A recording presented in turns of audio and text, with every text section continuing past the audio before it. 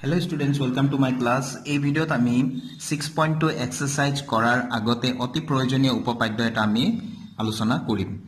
উপপাদ্য 6.1 ইয়াত দিয়া আছে যদি এডাল ৰেখা কোনো ত্ৰিভুজৰ এটা বাহুৰ সমান্তৰালকৈ টনা হয় আৰু ৰেখাডালে আন দুটা বাহুক দুটা নিৰ্দিষ্ট বিন্দুত ছেদ কৰে তেনেহলে সেই বাহু দুটা একে অনুপাততে বিভক্ত হ'ব। এটো আমি প্ৰমাণ কৰি দিব লাগে। ভেৰি ইম্পৰ্টেন্ট, বহুতবাৰ হৈছে এটো পৰীক্ষাত, গতিকে তোমালোকে ভালকৈ চাবা।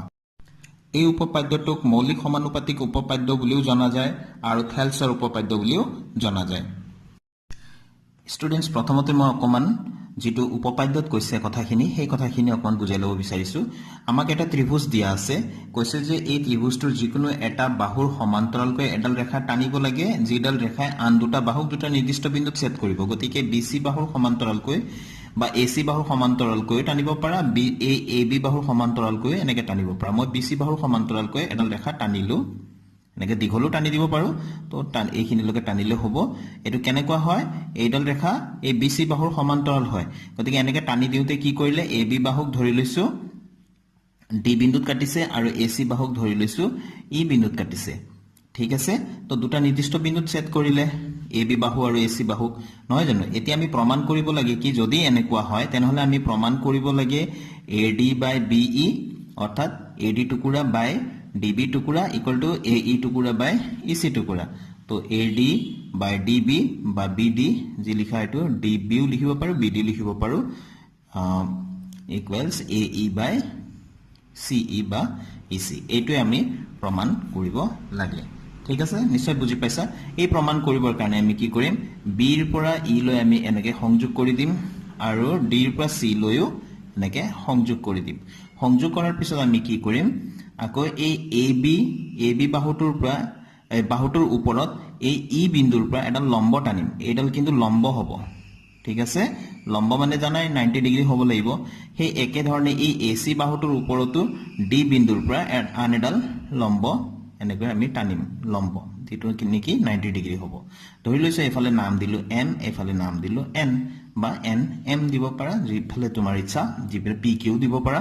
গতিকে এই ধৰণে আমি কৰি ল'ব লাগিব। ঠিক আছে, সমাধানটো ষ্টাৰ্ট কৰিছো। ইয়াত লিখিছো ধৰা হ'ল প্ৰদত্ত ত্ৰিভুজটো এ বি চি, ইয়াত বিসি বাহুৰ সমান্তৰালকৈ টনা ৰেখাই এবি আৰু এসি বাহু ক্ৰমে ডিই আৰু ই বিন্দুত ছেদ কৰিছে।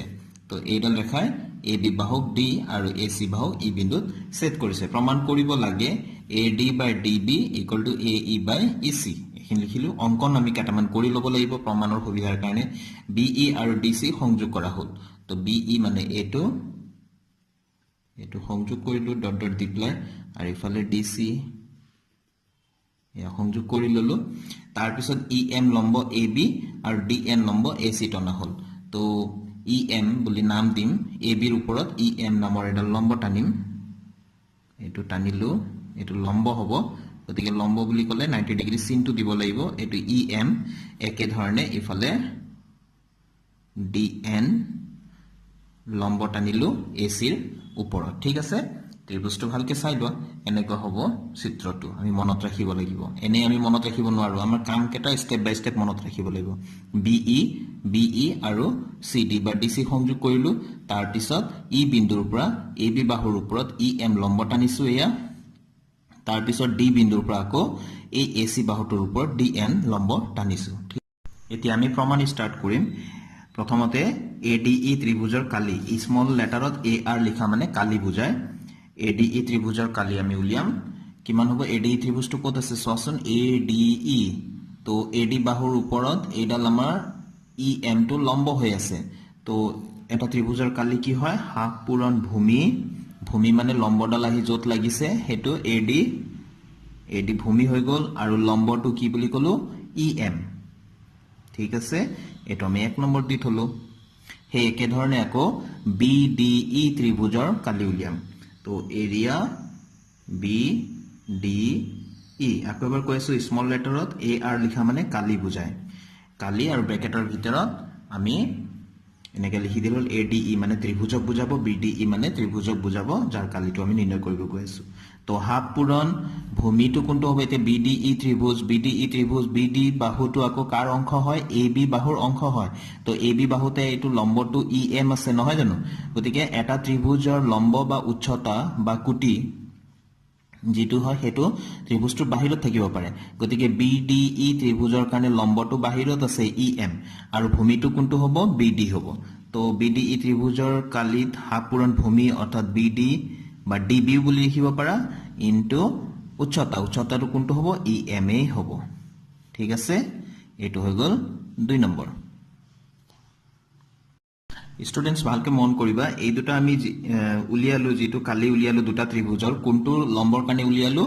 EM লম্বৰ কাৰণে, এইটো লম্বৰ কাৰণে। ঠিক আছে, প্ৰথমতে ADE ত্ৰিভুজৰ কালি উলিয়ালো, তাৰপিছত BDE ত্ৰিভুজৰ কালি উলিয়ালো। সেই একে ধৰণে ইফালে DN লম্বৰ কাৰণেও আমি দুটা ত্ৰিভুজৰ কালি উলিয়াম। এটা হৈ যাব সেই ADE ত্ৰিভুজটোৰে হ'ব। এইটো লম্বৰ কাৰণে যি ধৰণে উলিয়ালো, এইটো লম্বৰ কাৰণেও সেই ধৰণে উলিয়াম। আকৌ ইফালে CED হ'ব, সেইটো আমি পিছত কৰি আছো। আগতে এই 1 নম্বৰ আৰু 2 নম্বৰত যিখিনি মান পালো, আমি 1 নম্বৰ সমীকৰণটোক 2 নম্বৰ সমীকৰণেৰে হৰণ কৰো এতিয়া। তো 1 হৰণ 2 অৰ্থাৎ 1 নম্বৰ সমীকৰণ হৰণ 2 নম্বৰ সমীকৰণ।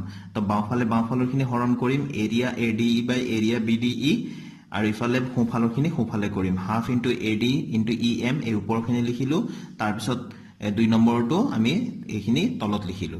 তো হাফ হাফ আমি কাটি দিম, একেখিনি নহয় জানো? EM কটা গ'ল। তো এৰিয়া ADE বাই এৰিয়া BDE কি থাকিলে? AD বাই BD থাকিলে। তো আমি ইয়াত লিখিম এতিয়া, এয়া লিখি দিলো, আৰু মই ইয়াক দিলো 3 নম্বৰ সমীকৰণ। আকৌ এৰিয়া ADE, আগতো এৰিয়া ADE উলিয়াইছিলো, আগত বেলেগ লম্বৰ কাৰণে উলিয়াইছিলো, এবাৰ বেলেগ লম্বৰ কাৰণে উলিয়াম। এইবাৰ আমি DN লম্বৰ কাৰণে ADE ত্ৰিভুজৰ কালিটো উলিয়াম। তো হাফ পূৰণ ভূমি, এবাৰ এই লম্বটো গৈ পেলাই ইফালে লাগিছে, গতিকে ভূমিটো কোনটো হ'ব? কিমান ত্ৰিভুজটো কোনটো হয়? ADE, এইটো ত্ৰিভুজ নহয় জানো? মই ইয়াত ৰাফকৈ আঁকি লৈছো। তো ভূমিটো হৈ যাব AE আৰু লম্বটো হৈ যাব DN। তো হাফ পূৰণ AE ইনটু DN, হাফ পূৰণ ভূমি পূৰণ উচ্চতা। ফৰ্মুলাটো আমাৰ সেইটো নহয় জানো? গতিকে ইয়াক আমি 3 নম্বৰটো ইয়াত দিলোৱে, এইটোক 4 নম্বৰ বুলি দিলো। তাৰপিছত CED ত্ৰিভুজ, এইটো CED ত্ৰিভুজ, এই ত্ৰিভুজটো CED, এই ত্ৰিভুজটোৰ কাৰণে আকৌ উচ্চতাটো এইফালে বাহিৰত আছে, কাৰণ EC বা CE টো হৈ গ'ল AC ৰে অংশ নহয় জানো? গতিকে হাফ পূৰণ ভূমিটো হৈ যাব CE বা ECও লিখিব পাৰা, ইনটু লম্বটো হৈ যাব DN। এইটো অকমান মন কৰিবলগীয়া আছে। তো ইয়াতে এতিয়া সেই একে ধৰণে আমি 4 হৰণ 5 কৰি দিম। এয়া মই লিখি দিলো 4 হৰণ 5 এৰিয়া ADE বাই এৰিয়া CED। তো আমি ডাইৰেক্ট লিখি দিম, একেখিনিটো কটা যাব, DN কটা যাব, থাকিব কি? AE বাই CE। তো AE বাই CE লিখি দিলো, এইটো হৈ যাব আমাৰ 6 নম্বৰ। সিৰিয়ালি আমি নামকেইটা দি যাওঁ। এতিয়া এই 3 নম্বৰ সমীকৰণ আৰু 6 নম্বৰ সমীকৰণটো, সৰি এইটো 4 5, এইটো 6 নম্বৰ হ'ব। 3 নম্বৰ আৰু 6 নম্বৰ সমীকৰণটো আমি লক্ষ্য কৰো ভালকে। ইয়াতে ওপৰৰ লবটো আমাৰ এৰিয়া ADE ইয়াত আছে, ইয়াতো এৰিয়া ADE আছে, অৰ্থাৎ এইটো দুইটা ত্ৰিভুজ একে সমান, একে হয় ত্ৰিভুজ যিহেতু একে সমান, কালিও একে সমান হ'ব নহয় জানো? তলৰটো এৰিয়া BDE অৰ্থাৎ BDE ত্ৰিভুজৰ কালি আৰু CED ত্ৰিভুজৰ কালি, এই দুটাই বেলেগ আছে। ওপৰটো একে আছে, তলৰ দুটা হৰ দুটা বেলেগ আছে।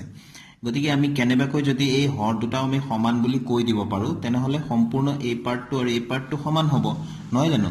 গতিকে আমি ইয়াত কৰিব পাৰো নেকি? এইটো আমি ভালকৈ লক্ষ্য কৰো। যিহেতু এইটো আৰু এই বাহুটো সমান্তৰাল বুলি কৈছিলে, আমি ক্লাছ 9ত পাইছিলো একেজোৰ সমান্তৰাল আৰু একে ভূমিৰ ওপৰত থকা ত্ৰিভুজ দুটাৰ কালি সদায় সমান। এতিয়া ইয়াত ত্ৰিভুজ দুটা কোনটো কোনটো আছে? এটা হৈ গ'ল BDE, এইটো ত্ৰিভুজ, আৰু এটা হৈ গ'ল CED, এই দুটা ত্ৰিভুজ হয়নে? এই দুটা ত্ৰিভুজ একেটা ভূমিৰ ওপৰত আছে। চোৱাচোন, DE ৰ ওপৰতে আছে এয়া, এইটো ত্ৰিভুজ, আকৌ DE ৰ ওপৰতে আছে এইটো ত্ৰিভুজ হয়নে? একে ভূমিৰ DE ৰ ওপৰত আছে, আৰু একেজোৰ সমান্তৰাল DE আৰু BC ৰ মাজত আছে। গতিকে উপপাদ্য মতে এইটো ত্ৰিভুজ আৰু এইটো ত্ৰিভুজৰ কালি সমান হ'ব। এনেকুৱা এইটো ত্ৰিভুজ আৰু এইটো ত্ৰিভুজৰ কালি সমান হ'ব।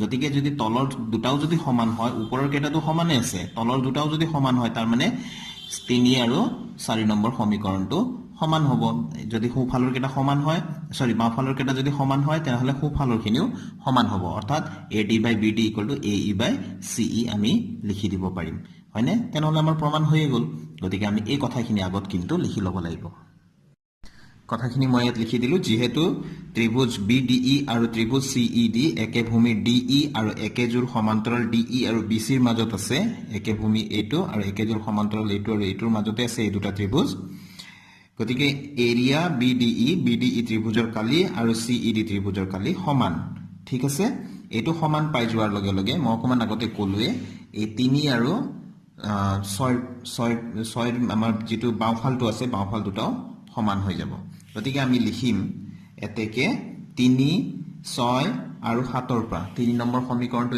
এইটো ঠিক আছে আৰু 6 নম্বৰ সমীকৰণটো এয়া আৰু 7 নম্বৰ সমীকৰণটো এয়া তো গতিকে আমি ডাইৰেক্ট লিখি দিব পাৰো এনেকৈ এতেকে 3 6 আৰু 7 ৰ পৰা আমি পাও তাৰ মানে AD by BD বা DB BD equal to AE by CE বা EC গতিকে CE লিখিছো এটো লিখিম এটো আমাৰ প্ৰমাণ কৰিব লগা আছিল গতিকে প্ৰমাণিত হ'ল আমি প্ৰুভড বুলি লিখি দিলে হৈ গ'ল তো আজিৰ ভিডিওটো মই ইয়াতে সামৰিছো ষ্টুডেন্টস নেক্সট ভিডিওত আকৌ লগ পাম thank you students keep watching my channel